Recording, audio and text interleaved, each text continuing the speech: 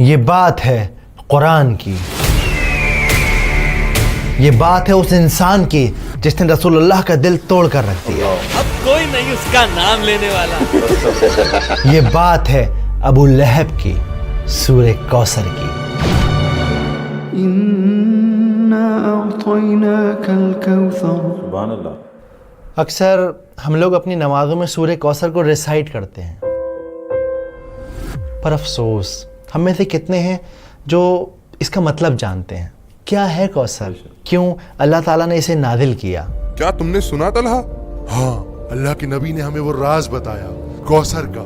سبحان اللہ۔ اور سب سے ضروری بات، سورہ کوثر کا آج ہماری زندگی میں کیا ریلیونس ہے، جانیں گے اس ویڈیو میں۔ بسم اللہ الرحمن الرحیم۔ إنا أعطيناك الكوثر فصل لربك وانحر إن شانئك هو الأبتر۔ سورہ کوثر قرآن کی سب سے چھوٹی سورت ہے۔ قرآن کی بہت ساری خوبصورت باتوں میں سے خوبصورت بات یہ ہے کہ ہر آیت کے پیچھے، ہر سورت کے نازل ہونے کے پیچھے ایک کہانی ہے، ایک سچی کہانی، اور ایسا ہی ایک دل دہلا دینے والا، دل کو چیر کر رکھ دینے والا واقعہ ہے سورہ کوثر کے نازل ہونے کے پیچھے۔ پہلے اسے سمجھتے ہیں۔ السلام علیکم ورحمۃ اللہ وبرکاتہ۔ میں ہوں عبدالغفار، آپ دیکھ رہے ہیں میرا YouTube channel word explore react. Channel میں آپ پہلی بار آئے ہیں، آپ کو گزارش کی جاتی ہے کہ میرا چینل سبسکرائب کیجیے، لائک کیجیے، ساتھ میں لگا بیل کا بٹن وہ بھی پریس کیجیے تاکہ آنے والی ویڈیوز کا نوٹیفیکیشن آپ کو ٹائم پہ ملتا ہے۔ تو چلتے ہیں ویڈیو کی طرف۔ مکہ کی وہ دوپہر خاموش تھی، لوگ اپنے اپنے گھروں میں آرام کر رہے تھے، مگر اللہ کے نبی خاموش بیٹھے تھے۔ اندر سے دبی دبی سسکیوں کی آوازیں مٹی کی دیواروں سے ٹکرا کر واپس آ رہی تھیں۔ ان کے بیٹے عبداللہ اللہ کو پیارے ہو گئے تھے۔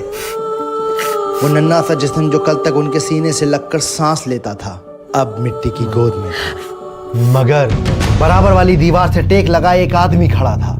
مجھے بھی بتاؤ ابو لہب، کیا معاملہ ہے؟ صبر رکھو با، صبر۔ یہ آدمی اور کوئی نہیں بلکہ رسول اللہ کا چچا تھا۔ اندر سے آتی ہر سسکی اس کے چہرے کی مسکان بن رہی تھی۔ اور پھر وہ خوشی سے چلایا، بطیرہ محمد، بطیرہ محمد۔ ختم ہو گیا محمد کا بیٹا، ٹوٹ گیا محمد کی نسل کا سلسلہ۔ اس کی آواز نے نبی کا دل چیر کر رکھ دیا۔ غلاموں کو اس نے کھجوریں بانٹیں، اپنے دوستوں کے ساتھ قہقہے لگائے اور سب سے کہتا رہا، تم نے سنا میری جان، میرے بھتیجے کی جڑ کٹ گئی، اب کوئی نہیں اس کا نام لینے والا۔ اس کی ہنسی، اس کے الفاظ ہوا میں سانپ بن کر تیر رہے تھے، مگر اللہ نے اپنے نبی کو اکیلا نہیں چھوڑا، انہیں ایک تحفہ دیا۔ یہ تحفہ تھا سورہ کوثر۔ اس صورت میں اللہ نے اپنے نبی سے کہا کہ اے نبی، آپ فکر نہ کریں، ہم نے آپ کو کوثر عطا کی ہے، تو بس آپ عبادت کیجیے اپنے رب کی، اور وہ جو آپ کو بار بار بطیرہ محمد بطیرہ محمد کہتا ہے کہ محمد کی جڑ کٹ گئی، نسل کٹ گئی، اصل میں ان کی نسل ختم ہو جائے گی۔ اللہ کے نبی کے چہرے پر مسکان آ گئی۔ دن ڈھل گیا، ابو جہل بے وقوفوں کی طرح ہنستا رہا۔ اسے کیا خبر کہ اللہ نے اسے جیتے جی برباد کر دیا۔ نسل کٹ گئی۔ تو میرا خیال ہے کہ ابھی اس لمحے اب اس بات کو اپنے دل میں اتار لیجئے کہ سورہ کوثر کو آپ اس لیے ریسائٹ مت کیجئے کہ وہ چھوٹی سورت ہے، بلکہ آپ اس لیے ریسائٹ کیجئے کہ اللہ تعالیٰ نے وہ ایک تحفے کے طور پہ ہمارے نبی صلی اللہ علیہ وآلہ وسلم کو دی ہے، تاکہ انہیں یہ احساس دلایا جا سکے کہ ان کا اسٹیٹس اتنا ہائی ہے، اتنا ہائی ہے، ان کا مقام اتنا اونچا ہے کہ اللہ سبحانہ وتعالیٰ خود انہیں تسلی دے رہے ہیں، ان کو کنسول کر رہے ہیں۔ ابو اروا، سنا تم نے؟ اللہ نے نبی کا مقام اور اونچا کر دیا ہے۔ تو پہلی آیت ہے انا آتینا کل کوثر۔ تو جب قرآن میں انا کا لفظ آتا ہے تو اس کا مطلب ہوتا ہے کہ کسی بات پہ زور دیا جا رہا ہے۔ تو اس پہلی آیت کا مطلب ہے کہ بے شک ہم نے آپ کو کوثر گفٹ کی ہے، عطا کی ہے۔ اب کوثر کیا ہے؟ ایک حدیث میں آتا ہے کہ کبھی نہ ختم ہونے والا، موتی کے کناروں کے درمیان جنت میں بہنے والا جھرنا ہے کوثر۔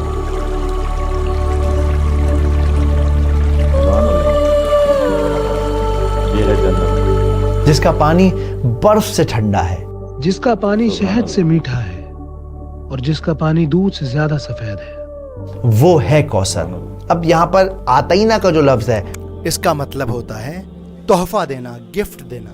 اگر آپ آج کے ماڈرن دور میں سائیکولوجیکلی دیکھیں تو دنیا میں انسان کسی بھی انسان کو 7 وجہوں سے گفٹ دیتا ہے. صرف 7 ریزن ہے جس کی وجہ سے ہم ایک دوسرے کو تحفے دیتے ہیں. جیسے کسی سے کام نکلوانا ہو، کسی کی شادی ہو، کوئی فیسٹیول ہو، یا پھر کسی کے ساتھ تعلقات مینٹین کرنے ہوں، یا کسی نے کوئی اچھا کام کیا ہو تو شاباشی دینے کے لیے آپ تحفہ دیتے ہیں. لیکن اللہ سبحانہ و تعالیٰ یہاں پر آپ صلی اللہ علیہ وآلہ وسلم کو جو تحفہ دے رہے ہیں وہ تحفہ اس وجہ سے دے رہے ہیں کہ وہ انہیں امپورٹنس فیل کرانا چاہتے ہیں کہ ساری کائنات میں آپ بہت زیادہ امپورٹنٹ ہیں، اتنے امپورٹنٹ ہیں کہ اللہ رب العزہ آپ کو خود کنسول کر رہے ہیں، آپ کا مقام اونچا کر رہے ہیں.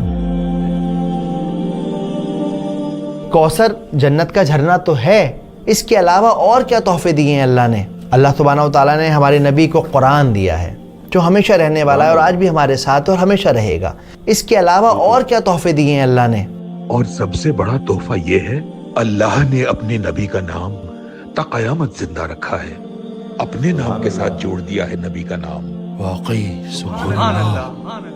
اس کے علاوہ انہیں بیٹیاں دی ہیں. بار بار ابو لہب کہہ رہا تھا کہ بطیرہ محمد، بطیرہ محمد، کوئی لڑکا نہیں ہے ان کا، کیا نام چلے گا ان کا. لیکن آپ دیکھیں آج بھی ہم اپنی بچیوں کے نام آپ صلی اللہ علیہ وسلم کی بیٹیوں کے نام پر رکھتے ہیں، آج بھی انہیں یاد کرتے ہیں. رقیہ، فاطمہ. اس کے علاوہ اللہ سبحانہ و تعالیٰ نے آپ صلی اللہ علیہ وسلم کو صحابیوں کو تحفہ دیا جو ان کے ساتھ کھڑے تھے، جنہوں نے اپنے جسموں پہ چوٹ کھائیں صرف اس لیے کیونکہ اسلام حق کی راہ تھی، کیونکہ نبی کا پیغام تھا. تو انا آتینا کل کوثر. اگلی آیت فصلی لربک وانحر. تو اب جب ہم نے آپ کو تحفہ دے دیا ہے تو آپ کو کیا کرنا چاہیے؟ آپ کو چاہیے کہ اپنے رب کی عبادت کریں اور قربانی کریں. دیکھو جنرلی دنیا میں 2 طرح کی عبادتیں ہوتی ہیں. ایک ہوتی ہے پرائیویٹ عبادت، ایک ہوتی ہے پبلک عبادت. پرائیویٹ عبادت کیا ہے؟ نماز پڑھنا، تہجد پڑھنا. پبلک عبادت کیا ہے؟ قربانی کرنا، اس کا گوشت لوگوں میں بانٹنا، لوگوں کی مدد کرنا. تو اللہ سبحانہ و تعالیٰ اس آیت کے اندر ان دونوں عبادتوں کا ذکر کر رہے ہیں. اب یہاں پر یہ جو ونہر کا لفظ ہے اس کا مطلب ہوتا ہے قربانی دینا.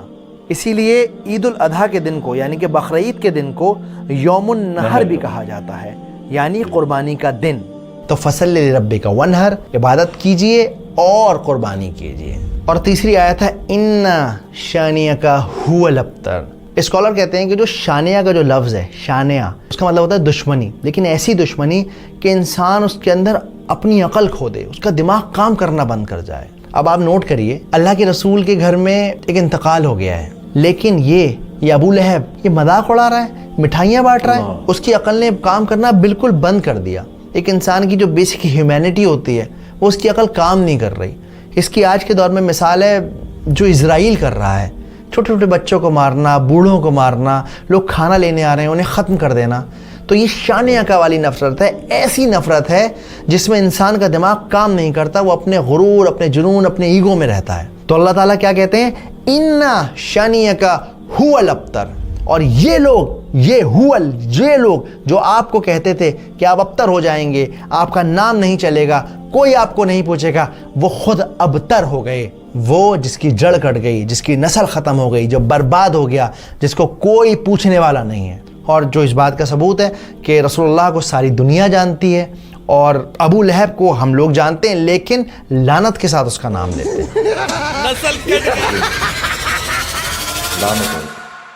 لیکن آج اس صورت کا ہماری زندگی میں کیا ریلیونس ہے؟ کیسے ہم اس صورت کو اپنی زندگی میں اتار سکتے ہیں؟ دیکھیے آج بھی اکثر ایسا ہوتا ہے کہ ہم پریشان ہوتے ہیں نا تو لوگ تانا مارتے ہیں، 4 لوگوں میں بیٹھ کر مذاق بناتے ہیں.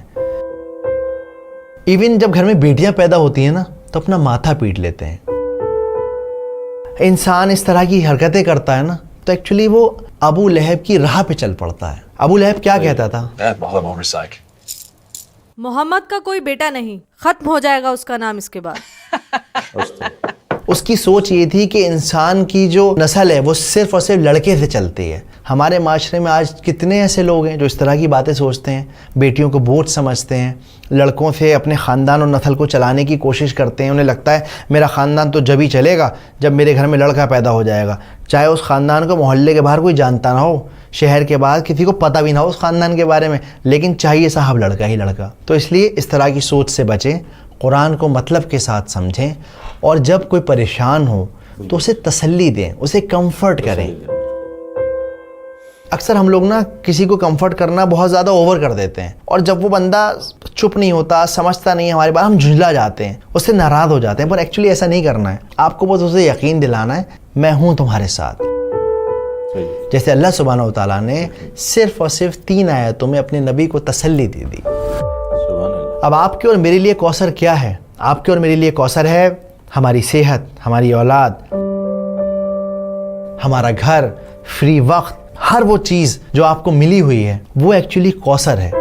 ورنہ ذرا باہر نکل کے دیکھیے، لوگوں کی صبح اسپتالوں کی لائن میں ہو رہی ہے، لوگوں کی شامیں قبرستان میں فاتحہ پڑھتے ہوئے گزر رہی ہیں۔